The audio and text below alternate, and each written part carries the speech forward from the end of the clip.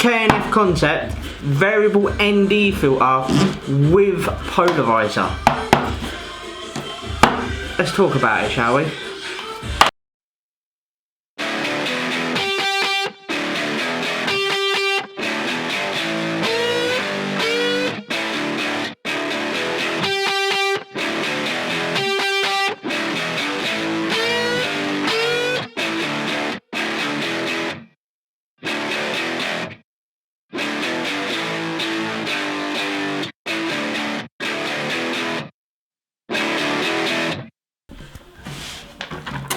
The K&F Concept, the ND filter.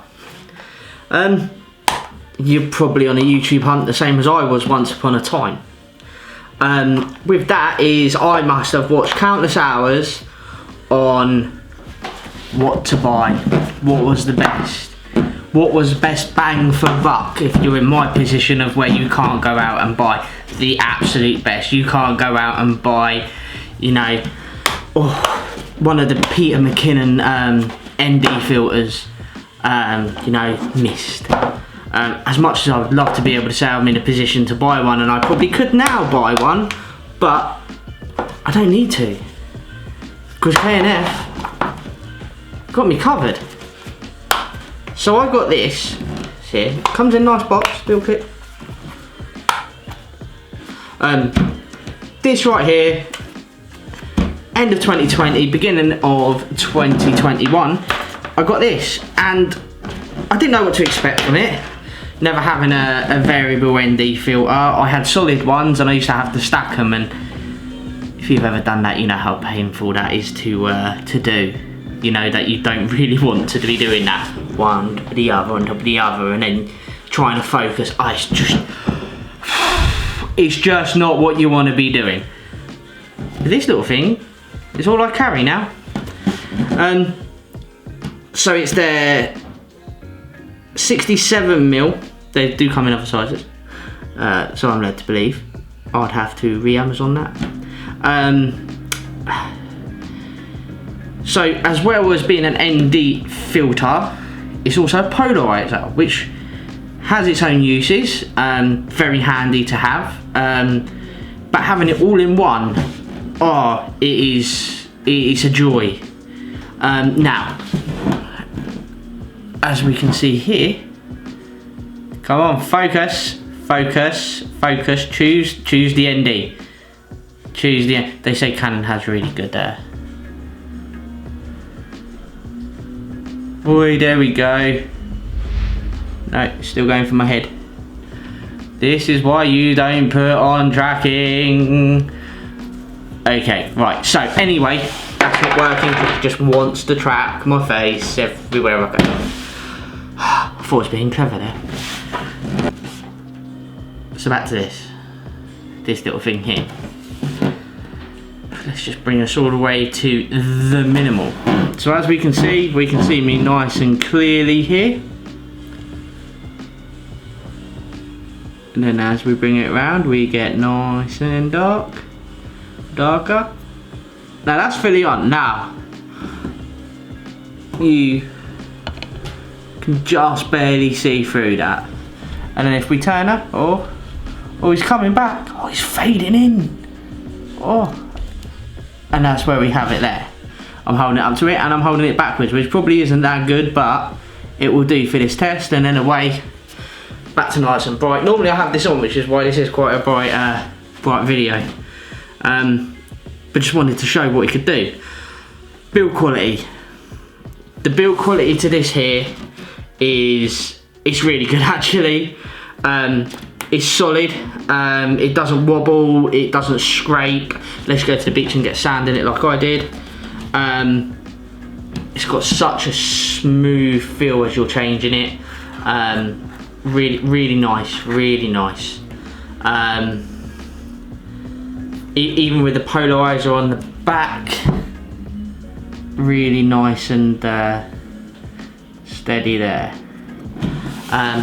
Yeah, just all round, it's pretty good compared to some of the other ones that I bought that were actually a bit more expensive than this.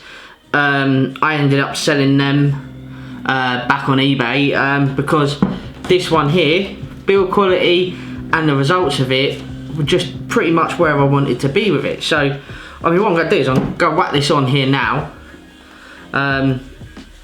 just so you can just see. I'm not going to change any of the settings. So I mean, I'm filming right now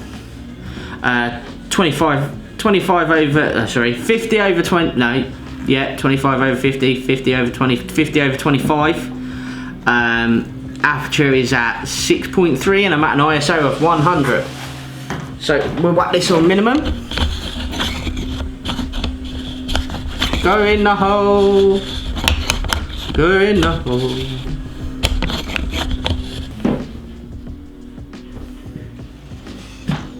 No settings have changed. That is the ND filter on its lowest. Yes, okay, I'm probably a little bit dark, but so actually I thought instead of just the photos, I'm gonna give like a kind of live demonstration. Just gonna use my little waterfall out of my pond, and got to be careful because it rained again. So yeah, so oh squidge. So yeah, so we're going to show you on my new tripod, and I'm going to take a long exposure of this little pond here, just so you can see the difference between the filter and actually you can actually there you go, there's your comparison between it. So I'll take a normal and then I'll take a long exposure of it, and then you get to see how it really looks. Hi again. As you're now going to see on screen, you're going to see the first photo literally taken 1/800, so nice and quick, f5.6 with an ISO of 800, with the ND filter set on its min setting. That should give you a nice idea of what it comes out with minimum, how high you can go before you're really getting that bit too dark outside. And now you'll look at the slight long exposure, which was 5 seconds at f29 with an ISO of 100. And to be fair, I reckon that doesn't look too terrible. I've definitely taken better photos, but just for the sake of just going into the garden, taking it then and there, and just to show it off, if you're looking for a reasonably priced variable ND filter, it's the one to get. So yeah, I hope I've helped someone out there. All the videos that I watched about, well, we've got this one here and this one here, but this one and this.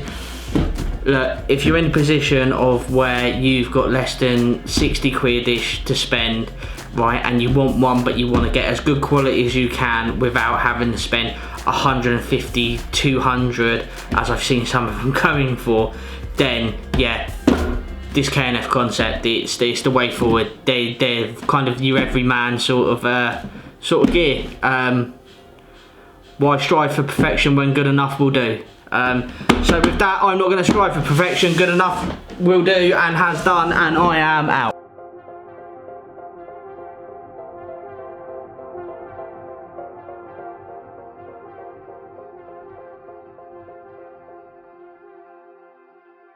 I'm just amazed by this Canon face tracking, like, just watching it all over the place, just drag me.